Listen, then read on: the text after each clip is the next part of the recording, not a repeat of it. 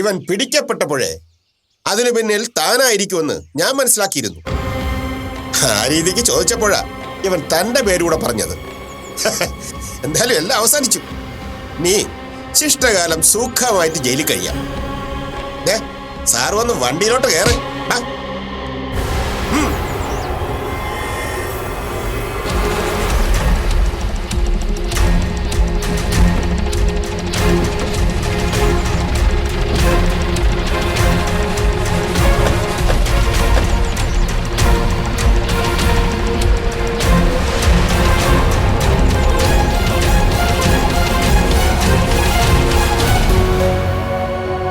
ഇതാണ് ഹരിയേട്ട ദൈവം ഉണ്ടെന്ന് പറയുന്നത്. ആ മഹാദേവന്റെ പേര് പറഞ്ഞല്ലേ അവര് മീരെ അവിടുന്ന് പറഞ്ഞു വിട്ടത്. ഇപ്പോ സത്യം എല്ലാവർക്കും നേരിട്ട് ബോധ്യപ്പെട്ടല്ലോ. എന്തായാലും ആദർശായിട്ട് രക്ഷപ്പെട്ടല്ലോ, അത് മതി. ഈശ്വരൻ നമ്മുടെയൊക്കെ പ്രാർത്ഥന കേട്ടു. അതെ, ഒരു തെറ്റും ചെയ്യാത്ത പാവ ആദർശ് ഇത്രയും ദിവസം അവിടെ കിടന്ന് അനുഭവിച്ചില്ലേ. ഇനിയെങ്കിലും സമാധാനത്തോടെ ജീവിക്കാമല്ലോ. തെറ്റു ചെയ്യാത്തവരെ ഭഗവാൻ ശിക്ഷിക്കില്ല അച്ഛാ.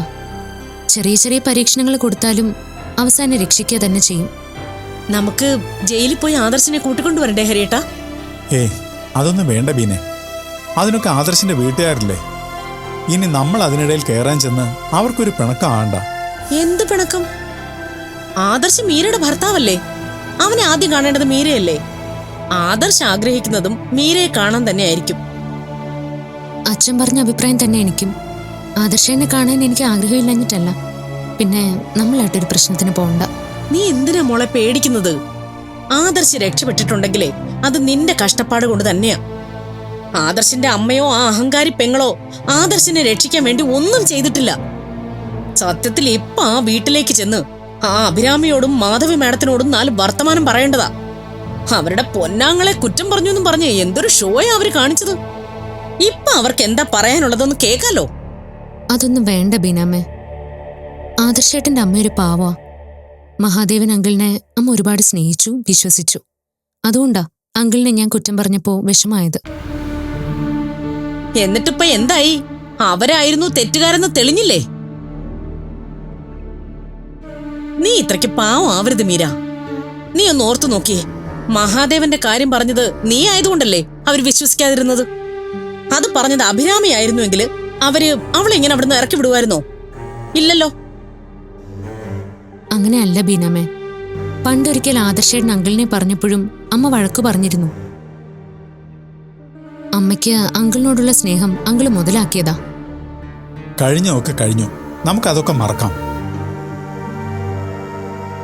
എത്രയായാലും മീരമോള് താമസിക്കേണ്ടത് ആ വീട്ടിലാണ്. മോൾക്ക് അവിടെ സമാധാനം ഉണ്ടാവണമെങ്കിൽ അവരാരെയും പിണക്കാൻ പാടില്ല. അതുകൊണ്ട് നമുക്കല്പം താഴ്ന്നു കൊടുക്കുന്നതാണ് നല്ലത്.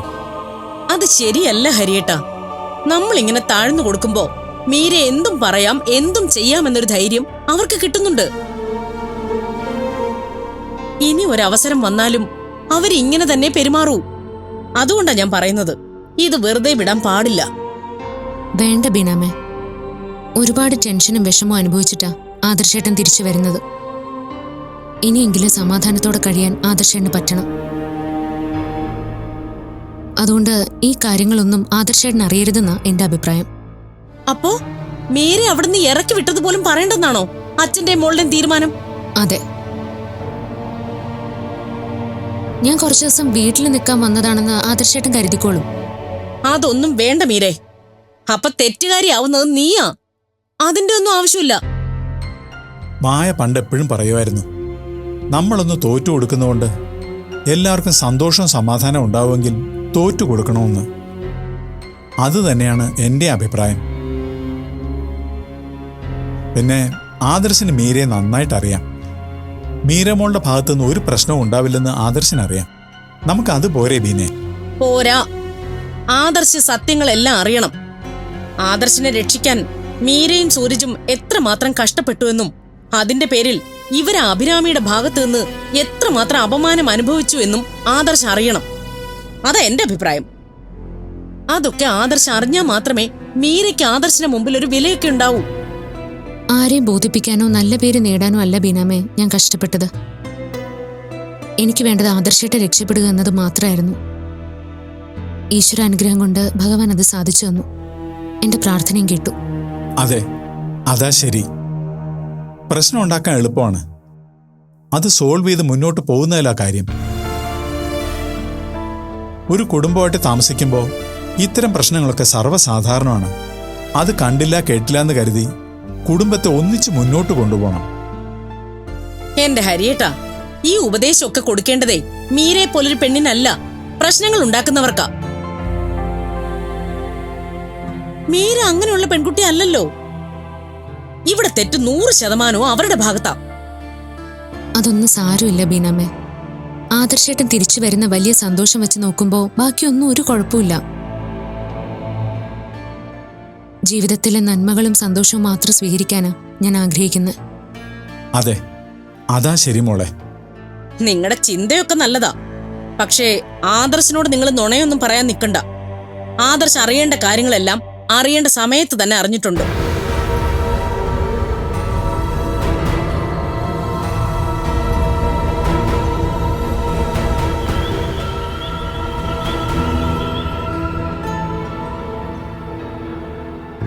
ഭഗവാനെ, എന്റെ പ്രാർത്ഥന നീ കേട്ടല്ലോ.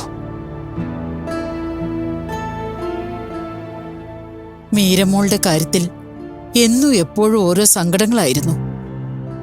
ആദർശവുമായിട്ടുള്ള വിവാഹം കഴിഞ്ഞപ്പോ അതിനെല്ലാം ഒരവസാനം ഉണ്ടായി എന്നുള്ള ആശ്വാസത്തിലായിരുന്നു. അപ്പോഴാ ഇങ്ങനൊരു സംഭവം ഉണ്ടായത്. അതിനുശേഷം ഓരോ നിമിഷവും ഭഗവാനെ വിളിച്ച് ആദർശിനെ രക്ഷിക്കാനും യഥാർത്ഥ കുറ്റവാളിയെ പിടിക്കാനും പ്രാർത്ഥിച്ചു നടക്കുകയായിരുന്നു ഞാൻ. എന്നാലും ആദർശേട്ടന്റെ സ്വന്തം അങ്കിള് തന്നെ ഇങ്ങനെ ഒരു കാര്യം ചെയ്യുന്ന ഞാൻ ഒട്ടും പ്രതീക്ഷിച്ചില്ല. വലിയ പണക്കാരുടെ വീട്ടിലൊക്കെ അങ്ങനെയാ. അവിടെ സ്വന്തം ബന്ധങ്ങൾക്കും സ്നേഹത്തിനും ഒന്നും ഒരു സ്ഥാനമില്ല. എല്ലാം പണത്തിന് വേണ്ടിയുള്ള ഒരുതരം സർക്കസാ. ഭഗവാൻ ശ്രീകൃഷ്ണന്റെ ജീവിതത്തിലും വില്ലനായത് സ്വന്തം അമ്മാവനായ കംസൻ തന്നെ ആയിരുന്നില്ലേ? അതുകൊണ്ടത് പുതിയ കാര്യമൊന്നുമല്ല. ഭൂമിയിൽ സംഭവിക്കുന്നതെല്ലാം പണ്ടത്തെ ചരിത്രത്തിന്റെ ആവർത്തനമാണെന്ന് ഞാനിവിടെ വായിച്ചിട്ടുണ്ട്. ആളുകൾ പണത്തിന് മാത്രം പ്രാധാന്യം നൽകി ജീവിക്കാൻ തുടങ്ങിയ കുറ്റവാസന കൂടും. എന്തു ദുഷ്ടത്തരം ചെയ്തിട്ടാണെങ്കിലും പണം ഉണ്ടാക്കുക മാത്രമായിരിക്കും അവരുടെ ലക്ഷ്യം. അതാണ് സ്വന്തങ്ങളും ബന്ധങ്ങളും കടമകളും എല്ലാം മറന്ന് പണത്തിനു വേണ്ടി എന്തും ചെയ്യാൻ തയ്യാറാവുന്നത്. അതൊക്കെ ശരിയമ്മേ. പക്ഷേ പണം വേണ്ടെന്ന് കരുതി ജീവിക്കാൻ പറ്റുമോ? ജീവിക്കാൻ പണം വേണോ അമ്മേ? അല്ലാതെ പണത്തിന് വേണ്ടി ആവരുത് ജീവിക്കുന്നത്. അതാണ് പറയുന്നത്. അമ്മാവൻ എന്ന് പറഞ്ഞ സ്വന്തം അച്ഛന്റെ സ്ഥാനം തന്നെയല്ലേ? പണ്ടത്തെ കാലത്ത് അച്ഛനേക്കാൾ സ്ഥാനം ഉണ്ടാവും. അങ്ങനെയുള്ള ഒരാള് ഇത്രയും നികൃഷ്ടമായ രീതിയിൽ പെരുമാറുക എന്ന് പറഞ്ഞ എനിക്ക് ചിന്തിക്കാനേ പറ്റുന്നില്ല. നമുക്ക് ചിന്തിക്കാൻ പറ്റാത്ത കാര്യങ്ങൾ ഇവിടെ സംഭവിക്കുന്നുണ്ട്. അതിന്റെ അർത്ഥം നമ്മളും സൂക്ഷിച്ച് ജീവിക്കണമെന്നാ. കാരണം നമ്മൾ ഒരിക്കലും ചിന്തിക്കാത്ത കാര്യങ്ങളാവും നമ്മുടെ ജീവിതത്തിൽ സംഭവിക്കുക. നല്ല മനസ്സും നല്ല ചിന്തകളും പ്രാർത്ഥനയും ഭക്തിയും ഉള്ളവർക്ക് ജീവിതത്തിൽ എന്തൊക്കെ കഷ്ടങ്ങളും പ്രശ്നങ്ങളും ഉണ്ടായാലും അതിൽ നിന്നെല്ലാം കരകയറാൻ ഭഗവാൻ സഹായിക്കും. എത്ര വലിയ കുരുക്കുകൾ ജീവിതത്തിലുണ്ടായാലും അതിൽ നിന്നെല്ലാം രക്ഷപ്പെടാൻ നമ്മൾ പോലും ചിന്തിക്കാത്ത രീതിയിൽ ഭഗവാൻ അവസരമൊരുക്കും. അതെ, മുത്തശ്ശി പറഞ്ഞത് ശരിയാ. അതാണല്ലോ മീരയ്ക്ക് ഇത്രയും പ്രശ്നം ഉണ്ടായിട്ടും ഒടുവിലെല്ലാം തനിയെ മാറി വരുന്നത്. അതെ, ആദർശിന്റെ കാര്യത്തിലും ഭഗവാന്റെ അനുഗ്രഹം തന്നെ ഉണ്ടായത്. അല്ലെങ്കിൽ മറ്റൊരു കേസിൽ പിടിച്ച പ്രതിയിൽ നിന്നും ഇങ്ങനെ ഒരു കുറ്റകൃത്യം തെളിയുകയും ആദർശ് കേസിൽ നിന്ന് രക്ഷപ്പെടുകയും ചെയ്യില്ലല്ലോ. എല്ലാം ഭഗവാൻ തീരുമാനിക്കുന്ന പോലെയേ നടക്കൂ. തന്റെ ഭക്തരെ രക്ഷിക്കാൻ ഭഗവാൻ എന്തൊക്കെ ചെയ്യുമെന്നോ ഏതറ്റം വരെ പോകുമെന്നോ നമുക്ക് പറയാൻ പറ്റില്ല. അല്ല, എന്നാ പിന്നെ ഭഗവാന് ഇത്തരം പ്രശ്നങ്ങളൊന്നും ഭക്തർക്ക് ഉണ്ടാവാതെ നോക്കിക്കൂടെ? ഒരുപാട് ഭക്തിയുള്ളവരെ ഭഗവാൻ പല രീതിയിലും കഷ്ടപ്പെടുത്തുന്ന എന്തിനാ? അത് ധന്യയുടെ തെറ്റിദ്ധാരണയാ. ഭഗവാൻ ആരെയും കഷ്ടപ്പെടുത്തില്ല. ആർക്കും ദുഃഖമോ ദുരിതമോ വരുത്തുകയുമില്ല.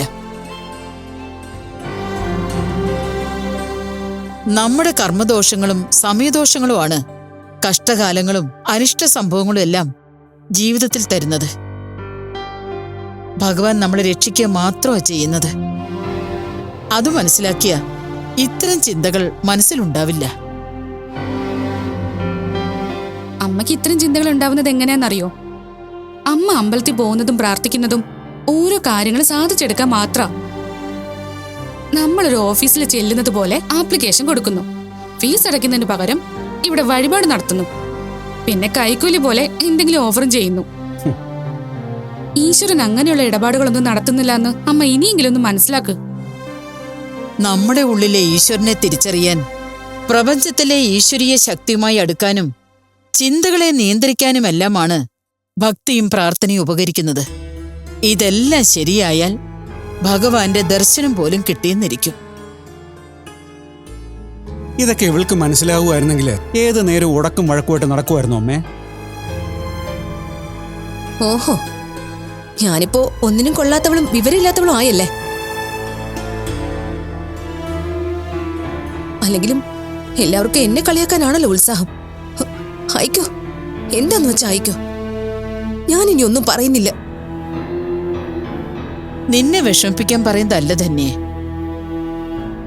ഞങ്ങൾ പറയുന്ന കേട്ടിട്ട് നിനക്ക് കുറച്ച് വകതിരിവ് ഉണ്ടാവുകയും നീ നല്ല രീതിയിൽ ചിന്തിക്കുകയൊക്കെ ചെയ്യുന്നെങ്കിൽ നല്ലതാണല്ലോ എന്ന് ഓർത്തു പറയുന്നതാ. എനിക്ക് ഇത്രയ്ക്ക് വിവരേ ഉള്ളൂന്ന് കല്യാണം കഴിഞ്ഞ് ഇത്രയും വർഷം ആയപ്പോ മനോജറിന് മനസ്സിലായിട്ടുണ്ടാവുമല്ലോ. ഞാൻ ഇങ്ങനെയാ, ഇനിയും ഞാൻ ഇങ്ങനെ തന്നെ ആയിരിക്കും. സഹിക്കാൻ പറ്റുന്നവരെ സഹിച്ചാ മതി. അമ്മയ്ക്ക് നല്ല ഫീലായെന്ന് തോന്നുന്നു. അത് സാരമില്ല, കുറച്ച് കഴിയുമ്പോൾ ശരിയായിക്കോളൂ.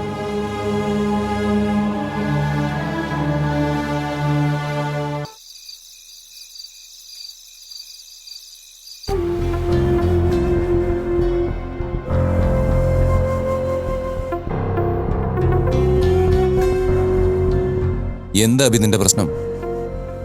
ആദർശിന്റെ കാര്യത്തിൽ നമ്മുടെ ടെൻഷനൊക്കെ മാറിയില്ലേ? അങ്കിളിനെ പോലീസ് എല്ലാ തെളിവുകളോടും കൂടിയല്ലേ പിടിച്ചത്. ഇനി വലിയ താമസമില്ലാതെ ആദർശിനെ വെറുതെ വിടും. പിന്നെ നീ എന്തിനാ ഇങ്ങനെ ടെൻഷൻ അടിച്ചിരിക്കുന്നത്? എന്റെ ടെൻഷൻ നിങ്ങൾക്ക് പറഞ്ഞാൽ മനസ്സിലാവില്ല. അങ്കിളുടെ കാര്യത്തിൽ മീരയും അമ്മയും തമ്മിൽ സംസാരിച്ച് ക്ലാഷ് ആയതുകൊണ്ടാ മീര ഈ വീട്ടിൽ നിന്നും പോവേണ്ടി വന്നത്. ഇപ്പൊ അവള് പറഞ്ഞതെല്ലാം ശരിയാണെന്ന രീതിയിൽ വന്നില്ലേ? അതിനിപ്പോ എന്താ? മഹി എങ്കില് നമ്മുടെ റിലേറ്റീവാ. സ്വന്തത്തിലുള്ള ഒരാള് നമ്മളോട് ഇങ്ങനെ ഒരു തെറ്റ് ചെയ്യുമെന്ന് നമ്മൾ ആരും ഒട്ടും പ്രതീക്ഷിക്കില്ലല്ലോ. അതുകൊണ്ടല്ലേ അമ്മയടക്കം അങ്ങനെ പറഞ്ഞത്. പക്ഷേ മീരയ്ക്ക് കാര്യങ്ങൾ പെട്ടെന്ന് മനസ്സിലാക്കാൻ പറ്റി. അതവള് തുറന്നു പറഞ്ഞു. നമുക്ക് ആർക്കും അത് അംഗീകരിക്കാൻ പറ്റിയില്ല, അത്ര തന്നെ. ഇതിപ്പോ ആദർശ് പുറത്തിറങ്ങുക എന്നതല്ലേ നമ്മുടെ ആവശ്യം. അത് സാധിക്കുമല്ലോ. ബാക്കിയൊക്കെ മറന്നു കളയാവുന്ന കാര്യമുള്ളൂ. നിങ്ങൾക്ക് ഇത്രയൊക്കെ പറഞ്ഞ എല്ലാം അവസാനിപ്പിക്കാം. പക്ഷെ അവളുടെ മുമ്പിൽ ഇനി എനിക്ക് തലയെ ഉയർത്തിപ്പിടിച്ച് നിൽക്കാൻ പറ്റുമോ? അവൾ ഇതേക്കുറിച്ച് എന്തെങ്കിലും ചോദിച്ചാലോ പറഞ്ഞാലോ എനിക്ക് ഉത്തരം മുട്ടില്ലേ? മീര അങ്ങനെ ഒന്നും ചെയ്യില്ല, അതുറപ്പാ. നിങ്ങൾക്ക് എന്താ മീരയുടെ കാര്യത്തിൽ ഇത്ര ഉറപ്പ്? അവളൊന്നും ചോദിക്കില്ലെന്ന് നിങ്ങളോട് ആരെങ്കിലും പറഞ്ഞോ? നീ എന്തിനാ ആവശ്യമില്ലാത്ത രീതിയിൽ സംസാരിക്കുന്ന? പിന്നെ എങ്ങനെയാ ഞാൻ പറയേണ്ടത്? അവളുടെ കാര്യം പറയുമ്പോ നിങ്ങൾക്ക് എന്താ ഇത്ര വെളുപ്പിക്കല്? അവൾ അങ്ങനെ സംസാരിക്കില്ല. അവള് തെറ്റൊന്നും ചെയ്യില്ല. അവൾ ആരാന്ന് നിങ്ങളുടെ വിചാരം? നിങ്ങളുടെയൊക്കെ മനസ്സിലിരിപ്പ് ആർക്കും മനസ്സിലാവില്ലെന്ന് കരുതരുത്. നീ എന്താ ഇങ്ങനെ? എന്താണ് സംസാരിക്കുന്നതെന്ന് വല്ല ബോധമുണ്ടോ നിനക്ക്? എനിക്ക് ബോധത്തിനൊന്നും ഒരു കുറവുമില്ല. ആദർശ് ജയിലിൽ നിന്ന് ഇറങ്ങുന്ന എന്റെ സന്തോഷമൊക്കെ എനിക്കുണ്ട്. പക്ഷേ മീര പറഞ്ഞത് ശരിയായതില് നല്ല വിഷമമുണ്ട്. അതുകൊണ്ട് ശരിക്കു പറഞ്ഞ സന്തോഷിക്കണോ അതോ ദുഃഖിക്കണോ എന്ന് പോലും തിരിച്ചറിയാൻ പറ്റാത്ത അവസ്ഥയല്ല ഞാൻ. നീ വെറുതെ ഓരോന്ന് ചിന്തിച്ചു കൂട്ടി ഉണ്ടാക്കുന്ന പ്രശ്നങ്ങളായത്. കഴിഞ്ഞത് കഴിഞ്ഞു. ഇനി സന്തോഷവും സമാധാനവുമായിട്ട് ജീവിതം മുന്നോട്ട് പോട്ടെ എന്ന് ചിന്തിച്ച ഇതൊക്കെ മറന്നു കളയാവുന്ന കാര്യമുള്ളൂ. ഒരു വിധത്തിലാ ഞാൻ അമ്മയെ എന്റെ വഴിക്ക് കൊണ്ടുവന്നത്. ആ സമയത്താ അങ്കിളിനെ പോലീസ് പിടിച്ചത്. അതൊരു വല്ലാത്ത ചെയ്തായി പോയി. അങ്കിൾ എന്തൊരു മനുഷ്യനാ. സ്വന്തം കുടുംബത്തോട് ആരെങ്കിലും ഇങ്ങനെ ചെയ്യൂ? പെങ്ങളുടെ മകനാണെന്ന ഒരു പരിഗണന പോലും കൊടുക്കാതെയല്ലേ ആദർശനെ ജയിലിലാക്കാൻ ഈ പണിയൊപ്പിച്ചത്. അങ്കിളിന്റെ ആവശ്യങ്ങൾ സാധിച്ചെടുക്കാൻ കുറുക്ക് വഴികൾ കണ്ടുപിടിച്ചു. അത് കൃത്യമായി ചെയ്യുകയും ചെയ്തു. പക്ഷെ എവിടെയോ ഒരു പാളിച്ച പറ്റി. അതാണ് പിടിക്കപ്പെട്ടത്. മനുഷ്യരെല്ലാരും സ്വാർത്ഥരാ. സ്വന്തം സുഖം, സ്വന്തം ഉയർച്ച, അതല്ലാതെ വേറെ ചിന്തയൊന്നുമില്ല. ഓഹോ, നമ്മളാരാ? ഹരിശ്ചന്ദ്രന്റെ രണ്ടാം ജന്മോ? ഈ പറയുന്ന സ്വാർത്ഥതയും സ്വന്തം താല്പര്യങ്ങളൊന്നും നിങ്ങൾക്കില്ലേ? ഞാൻ ആരെയും ദ്രോഹിച്ചുകൊണ്ട് നേടണമെന്ന് ആഗ്രഹിച്ചിട്ടില്ല. അതിനു വേണ്ടി പ്ലാനിങ് നടത്തിയിട്ടില്ല. എന്നിട്ടാണോ വല്ലവന്റെയും കൂടെ കറങ്ങി നടന്ന പെങ്ങളെ എന്റെ അനിയന്റെ തലയിൽ കെട്ടിവെക്കാൻ നോക്കിയത്? മറ്റുള്ളവരുടെ കുറ്റങ്ങൾ കണ്ടുപിടിക്കാനും പറയാനും നല്ല മിടുക്ക. സ്വന്തം കുറ്റങ്ങളെല്ലാം സൗകര്യപൂർവ്വം മറക്കാനും അറിയാം. അബി അതിന് വിസ്മയ്ക്ക് ആദർശമായിട്ടുള്ള കല്യാണം ആലോചിക്കുന്ന സമയത്ത് ബന്ധമുണ്ടെന്നുള്ള കാര്യം എനിക്ക് അറിയില്ലായിരുന്നല്ലോ. അതിപ്പോ രക്ഷപ്പെടാൻ വേണ്ടി നിങ്ങൾ പറയുന്നതല്ലേ? നിങ്ങൾ നിങ്ങളുടെ പെങ്ങളും കൂടി പല സമയത്തും തർക്കിക്കുന്നതും വഴക്കുണ്ടാക്കുന്നതും ഞാൻ കണ്ടിട്ടുണ്ട്. പക്ഷെ എന്റെ തലവെട്ടം കണ്ട നിങ്ങൾ രണ്ടും സൈലന്റ് ആകും, എന്നിട്ടത് കോമഡി ആക്കും.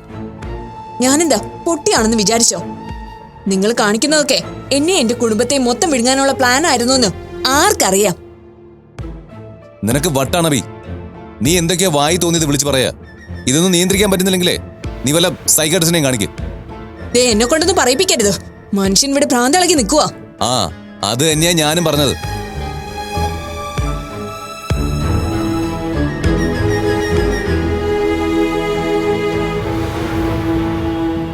എന്താ അബി നിന്റെ പ്രശ്നം? ആ മീര തിരിച്ചു വരരുത്. അവൾ ഈ വീട്ടിൽ ഇനി കാലുകുത്താൻ പാടില്ല. ഞാൻ അതിന് സമ്മതിക്കില്ല.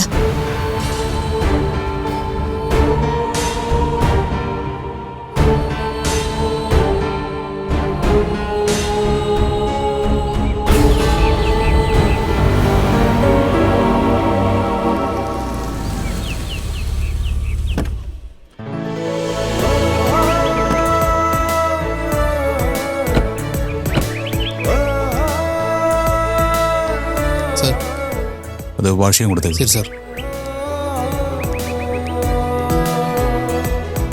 മോനെ,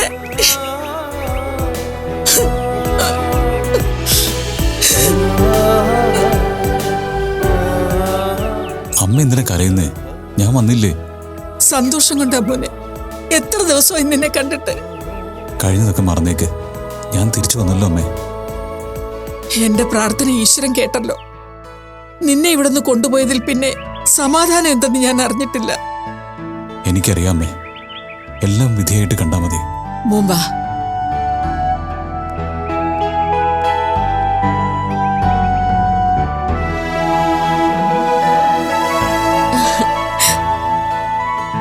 ആദർശ്, നീ വന്നോ? മീര ആന്റി അവിടെ? ആന്റി ക്ഷേത്രത്തിൽ പോയതാ.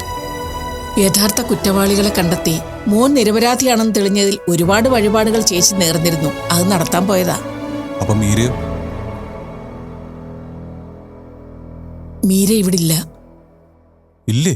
പിന്നെ ഇവിടെ പോയി? ആ, അവളുടെ വീട്ടിലായിരിക്കും. എന്താ അമ്മേ ഇത്? എന്തൊക്കെയാ ഇവിടെ പറയുന്നത്? നീ എന്തിനാ ഞങ്ങളോട് ചൂടാവുന്നത്? മീര അവളുടെ ഇഷ്ടത്തിന് ഇവിടെ നിന്ന് ഇറങ്ങിപ്പോയതാ. എന്നോട് പറയാതെ മീര പോവില്ല. അമ്മ എന്താ മിണ്ടാത്തത്? എന്റെ ഭാര്യ ഞാൻ അമ്മയെ ഏൽപ്പിച്ചിട്ടാ പോയത്. അമ്മ അവളെ സംരക്ഷിക്കുന്നുള്ള വിശ്വാസത്തില്. എന്നിട്ട് അവൾ എവിടെ ഇപ്പോ? മോനെ, അമ്മ ഒന്നും പറയണ്ട അമ്മേ.